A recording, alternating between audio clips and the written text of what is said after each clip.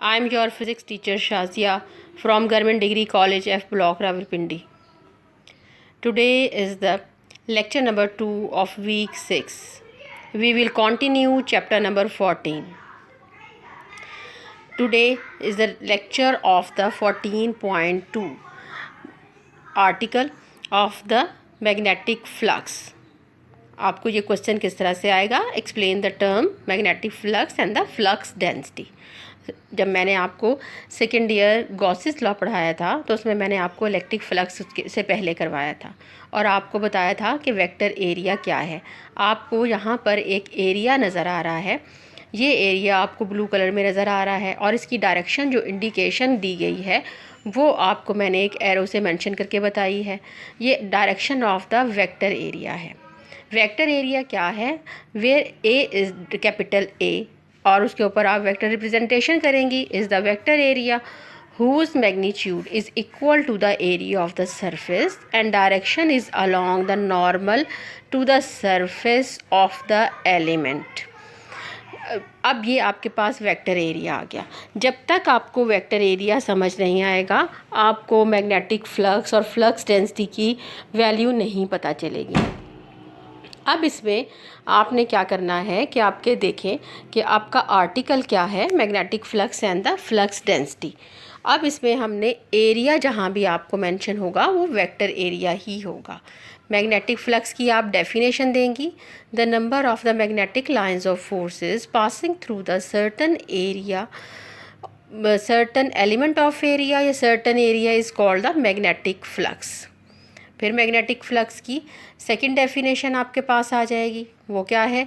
The dot product of the magnetic field and vector area of flat surface is called the magnetic flux.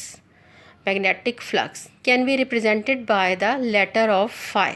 ये phi देख लें, mathematical form जो आपको नज़र आ रहा है इसमें फाई इसको रिप्रेजेंट किया हुआ है इससे, और नीचे रिप्रेजेंटेशन स्मॉल रिप्रेजेंटेशन है बी की.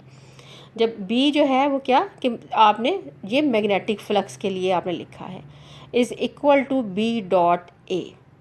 बी डॉट ए दोनों को आपने बी डॉट ए को जो है इसका डॉट प्रोडक्ट ले लिया. इट मीन जब डॉट को आप स्प्लिट करेंगी तो कॉस ऑफ थीटा आएगा. बी ए की magnitude multiply with the theta is the angle between them. अब आप ये देखें कि एक वेक्टर एरिया आपको स्लाइड पे नज़र आ रहा है. ये वेक्टर एरिया जो है इसकी डायरेक्शन देख लें. मैग्नेटिक लाइंस ऑफ फोर्सेस की डायरेक्शन जो है वो लेफ़्ट टू राइट है, एरो से मेंशन हो रही है. वेक्टर एरिया आपको लग रहा है कि सरफेस के परपेंडिकुलर है मगर इसकी डायरेक्शन जो है वो एरो से मेंशन है कि वो ए इसकी डायरेक्शन को मेंशन कर रहा है मगर वेक्टर एरिया आपको परपेंडिकुलर नज़र आ रहा है. तो अब क्या है कि इसमें आप देखें कि आप क्या इक्वेशन लगाएंगी कि आप स्प्लिट करेंगी B dot A, B A cos of theta, इसको स्प्लिट किया, then B A cos of 0 degree. आपने किस तरह से मेंशन करना है कि आपने दोनों एरोज़ में एंगल देखना है. आप देखें ए जो है उसकी भी सेम डायरेक्शन है और बी मैग्नेटिक फील्ड उसकी भी सेम डायरेक्शन है. मैग्नेटिक फील्ड नहीं, इसको मैग्नेटिक फील्ड भी कहते हैं मगर इसको strength of the magnetic field कहना चाहिए. तो इसको दोनों की सेम डायरेक्शन है मगर एरिया आपको परपेंडिकुलर नज़र आ रहा है. तो इसमें जब आप इसको लगाएंगी तो cos of 0 equal to 1, then the flux will be magnetic flux will be equal to BA and 1 जहाँ भी हम देखते हैं फिज़िक्स के पॉइंट ऑफ व्यू से इट मीन मैक्सिमम वैल्यू को शो करेगा. इट मीन कि फ्लक्स की वैल्यू जो मैक्सिमम होगी वो आपके पास उस वक्त होगी when the area is the perpendicular to the magnetic field. Magnetic flux is a scalar quantity. ये अपने अपने माइंड में याद रखना है. फिर अब आप देख लें, अब एरिया को अगर आप रोटेट कर रही हैं, अब एरिया जो है वो parallel to the magnetic lines of forces है. Magnetic lines of forces left to right आपको नज़र आ रहा है एक एरो और फिर एक अपवर्ड एरो आपको नज़र आ रहा है एरिया के लिए, यानी कि फ्लैट है और आपको एरिया उसका नॉर्मल आपने एक ड्रॉ करना है एरिया पे. और जब नॉर्मल जब आप ड्रॉ करती हैं तो उसकी डायरेक्शन जो है वो अपवर्ड है और 90 का एंगल आपको नज़र आ रहा है. तो 90 का एंगल है cos of 90 degree. It mean कि आप इक्वेशन पुट करेंगी flux is equal to B dot A, flux B is equal to B A cos of 90 degree, then flux B is equal to B A cos of 90 degree, then flux is equal to zero. यहाँ पे आपको flux की value zero नज़र आ रही है। It mean कि जब भी एरिया जो होगा वो parallel to the magnetic lines of forces होगा तो फ्लक्स की वैल्यू जो होगी वो मिनिमम होगी। आप एक नीचे एक छोटी सी स्टेटमेंट लिखें कि फ्लक्स की वैल्यू कब मैक्सिमम होती है, फ्लक्स की वैल्यू कब मिनिमम होती है, ये आपको याद होना चाहिए। फिर एक और डायग्राम में देखें कि उन्होंने एक सरफेस ली हुई है और उस सरफेस को, जैसे कि यही सरफेस है जैसे, या एक और सरफेस ले लें, उसको जस्ट रोटेट किया हुआ है कि दिखाया हुआ है कि एक एरिया की ये भी डायरेक्शन हो सकती है। ज़रूरी नहीं कि एरिया की डायरेक्शन जो होगी वो 90 और ज़ीरो ही होगी, एरिया की कोई भी डायरेक्शन हो सकती है। जैसे जैसे एरिया मूव कर रहा है उसकी डायरेक्शन भी मूव कर रही है।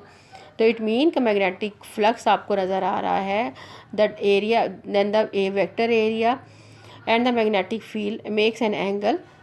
अब आपके पास flux B is equal to B dot A, तो आप उसको लिख देंगी flux B is equal to B A cos of theta.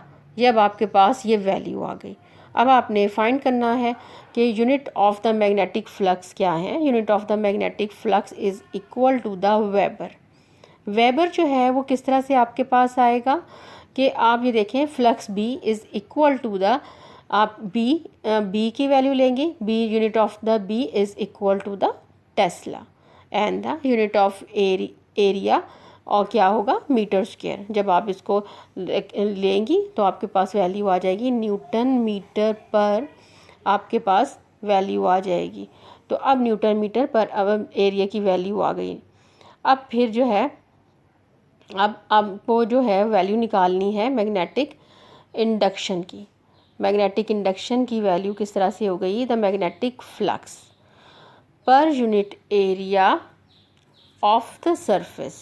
ये आपको उसने वेबर की वैल्यू निकाल के दिखाई हुई है मैग्नेटिक फ्लक्स डेंसिटी के पॉइंट ऑफ व्यू से। आपको दोबारा से वो बताना चाह रहे हैं कि वैल्यू ऑफ द बी जो होगी वो सेम ही रहेगी, कि आप कहीं भी इसको यूज़ कर लें।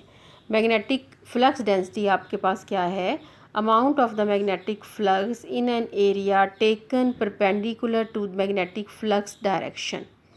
ये डायग्राम बनाना चाहती हैं बना दें, नहीं बनाना चाहती तो पहली 3 डायग्राम्स आप ज़रूर बनाएंगी। फॉर्मूला आपके पास कहाँ से आएगा, ये जो आपको इक्वेशन नज़र आ रही है B is equal to flux over A, ये maximum value of the flux से इक्वेशन ली है। जब भी सेकेंड ईयर हम यूनिट्स निकालते हैं या इक्वेशन को आपने इस तरह से लिखा हुआ है तो वो आपके पास मैक्सिमम वैल्यूज़ होंगी, maximum value of the equation. और maximum value of the equation आपके पास किस वक्त आई थी, जब आपने फ्लक्स लिया था और बी ए के मिड में एंगल जो था वो 90 डिग्री था। तो आपके पास ये इक्वेशन आ गई। इक्वेशन में आपको नज़र आ रहा है कि फ्लक्स पर यूनिट एरिया की वैल्यू आ गई। फ्लक्स पर यूनिट एरिया आपको दिखाने का मकसद ये है कि यूनिट ऑफ द बी को एक्सप्लेन करना है दोबारा से with respect to the magnetic flux density. Then tesla is equal to weber per metre square.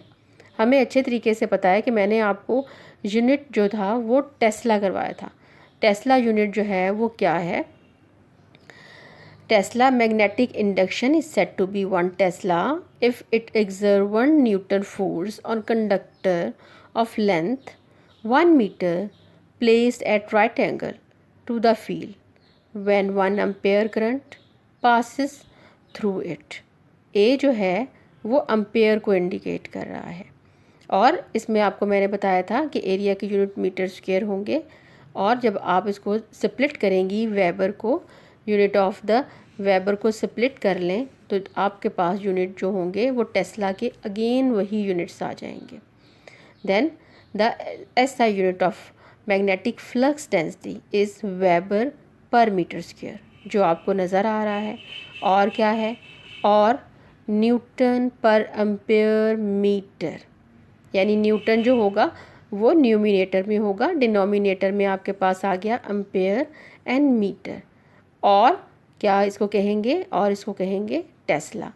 Second year ये यूनिट जो हैं वो आपको किस तरह से आ सकते हैं कि ये आर्टिकल आपको आएगा, इसकी एक डेफिनेशन आ सकती है आपको। MCQ के क्वेश्चन जो हैं वो आपको आएंगे when the value of the flux is maximum, when the value of the flux is minimum, ये आएगा। यूनिट ऑफ द फ्लक्स आ जाएगा। फिर unit of the magnetic flux density आ जाएगा। मैग्नेटिक फ्लक्स डेंसिटी को मैग्नेटिक इंडक्शन भी कहते हैं, मगर आप ये सब का मतलब क्या है, बी को रिप्रेजेंट करते हैं। बी को क्या कहते हैं, मैग्नेटिक फील्ड है। फिर और क्या कहते हैं, strength of the magnetic field है। फिर क्या कहते हैं, मैग्नेटिक फ्लक्स डेंसिटी है। और क्या कह सकते हैं, मैग्नेटिक इंडक्शन है। ये सब नाम जो हैं ये बी के हैं, और इसकी टर्म्स जो होंगी बी की डिपेंड अपॉन कि आप बी के लिए टर्म्स क्या यूज़ कर रहे हैं, क्या इक्वेशंस यूज़ कर रहे हैं। फिर बी की वैल्यू जो है वो चेंज होती है। अब अगर आपकी बी के यूनिट जो हैं, अगर आप बी को और इक्वेशन ले रही हैं तो इट मीन कि जो हमने पहले 14.1 आर्टिकल में पढ़ी है, तो आप लेंगी B is equal to F divided by I and L. जब आप इसमें पढ़ रही हैं तो वो बी ही है, और यूनिट हमने वन टाइम डिस्क्राइब कर दिए which is equal to the tesla, वो टेस्ला ही रहेंगे। मगर अब हम कह रहे हैं कि B is equal to the flux per unit area weber per metre square. तो अब क्या है कि आप फिर भी इसमें से टेस्ला की यूनिट फाइंड आउट करेंगी। वो आपको ये एक MCQ में क्वेश्चन देते हैं कि आप ये यूनिट्स जो हैं वो इस तरह से इसके फाइंड आउट करें। फिर जो आपके पास वैल्यू आ जाएगी कि जो है कि ये आपने MCQ के लिए याद करना है, और अपने माइंड में आपने वेक्टर एरिया की डायरेक्शन को रखना है, और ये रखना है कि when the area, it means कि आपको फ्लक्स कब मैक्सिमम मिलेगा, कब कोई इक्वेशन आपको मिल सकती है, कब कोई सी इक्वेशन को आप एक्सप्लेन कर सकते हैं, और मैक्सिमम वैल्यू उसकी मिलेगी when the area is held perpendicular to the magnetic lines of forces.